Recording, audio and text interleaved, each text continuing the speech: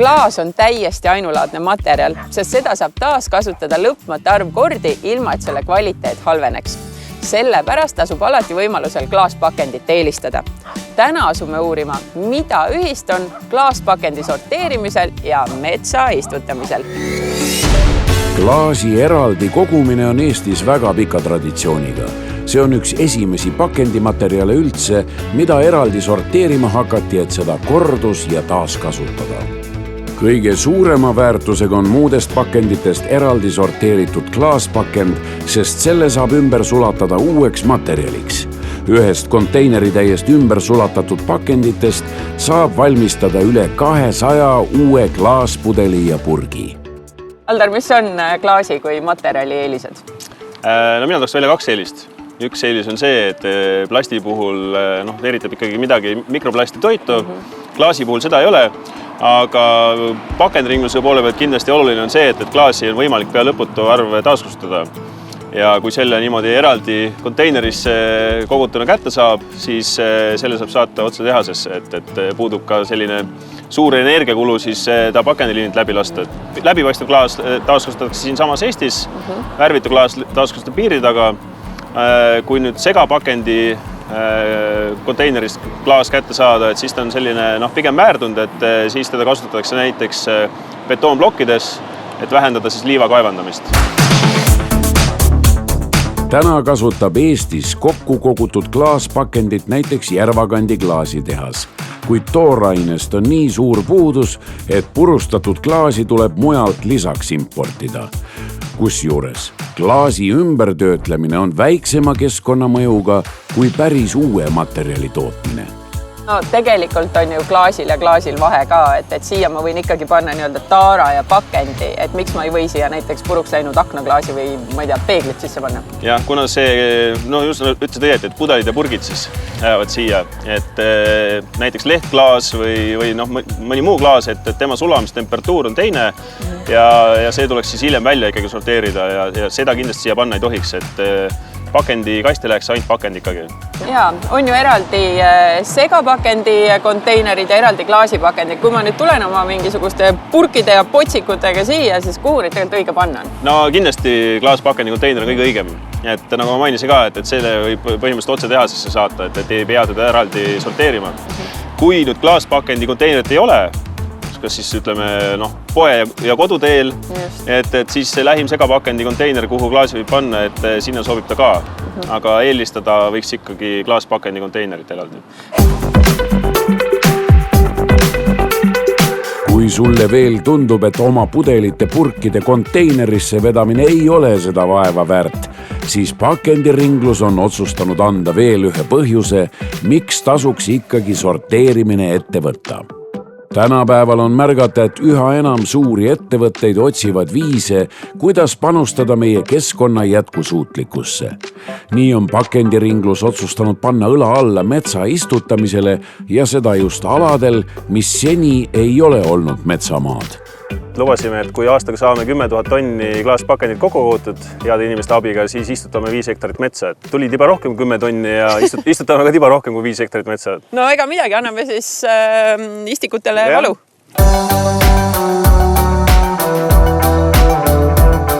Kui palju puid sellise pakendiringluse algatusega nüüd Eesti metsa juurde tuleb? Tänase päeva eesmärk oli üle 5000 taime tuua metsa. See tulemus saab väga hea olema.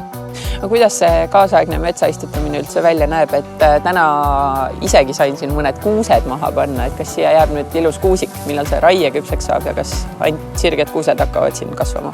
Meie eesmärk ei ole täna enam välja kujundada puhtkultuure, sest need ei ole looduses võib-olla jätkusuutlikud. Tekivad ikkagi paratamatult haigused, parasiidid, konkurendid ja me peame arvestama sellega, et kaasnevad puuliigid võib-olla on elujõulisemad ning nõnda me kujundame lihtsalt hooldusraietega, valgustusraietega selle inimene jaoks sobivama tulemuse. selle tulemusel ta võib raieküpseks saada umbes 60–80 aasta jooksul. Et täna paneme kuused maha, aga näen, et siin on seemneks kaske sisse jäetud ja nii, et siis jääb siia tegelikult tuleb ikkagi segamets. Ja ikka, järgmise 3 aasta jooksul meil käib siin aktiivne hooldus ja selle aja peale peaks olema juba nii-öelda lageala uuenenud. Mihkel, miks üldse oluline on, et sellised pakendiringluse sugused ettevõtted metsa istutamisse ja metsade taastamisse panustavad? Ma arvan, et see on hea võimalus anda oma lisapanust nagu CO sidumisse näiteks. Sa oled siin, ma arvan, et 1,5 tunnikest juba rabelenud, et mitu puud maha on läinud, oled lugenud ka? Ma ei ole kahjuks lugenud, aga mul on teine see suur korvitäis või vakatäis, nagu metsamehed ütlevad. Nii et ma loodan, et minu puud kõik hakkavad kasvama eranditult. Ma tulen siia neid kontrollima kindlasti. No see ongi tegelikult hästi vahva viis, kuidas Eesti inimene siis erinevate suurettevõtete projektide läbi saab kaasa lüüa metsa istutamist. Et miks ta üldse tegema peaks?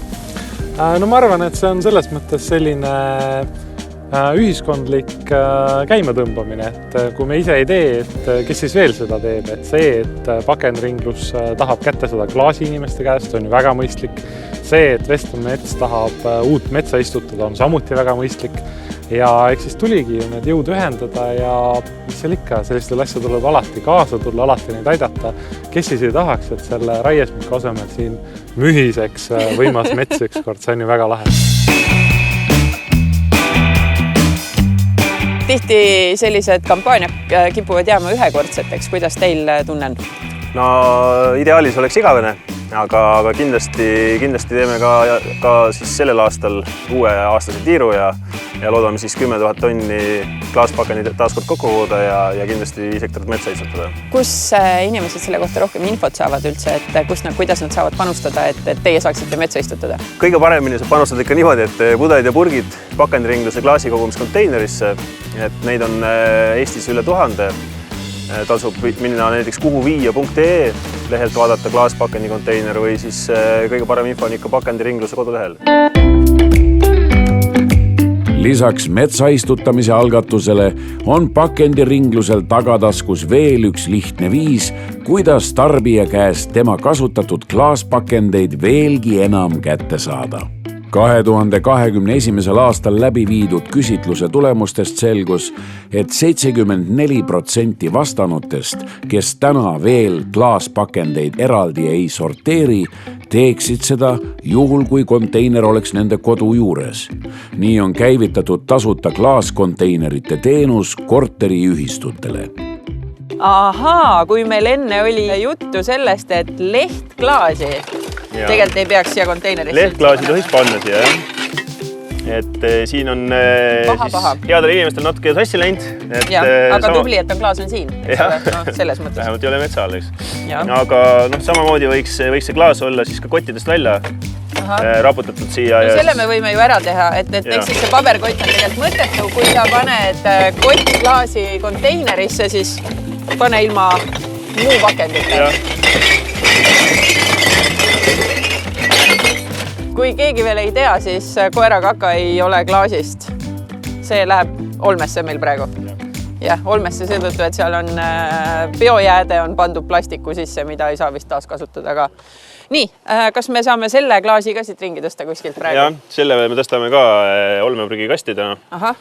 Aga tegelikult on tema koht siis ikkagi ütleme, katkine lehtklaas kodus, kui on, et siis võib ikkagi olmeprügisse panna, aga põhimõtteliselt lehtklaasi võib jäätmejaama ära viia. Aga muidu selle konteineri sisuga, kas sa jääd rahule, et on ilusti pakend, suures osas tundub klaasist, see on ka klaas, ja korgid peal on okei ja sildik küljes on okei. Jaa, just, mina olen väga rahul. No kui ma tahan oma korteriühistu liikmete elu lihtsamaks teha, juhtun olema korteriühistu juht, mis ma siis tegema pean, et see konteiner meie korteri hoovi peale tuleks? Tuleks pakendiringlusele kirjutada ja siis me korraldame niimoodi, et see konteiner tuleb teile. Et teenus on tasuta, et konteiner rent on tasuta ja ka tühjendus on tasuta, et selles mõttes, et igati hea asi.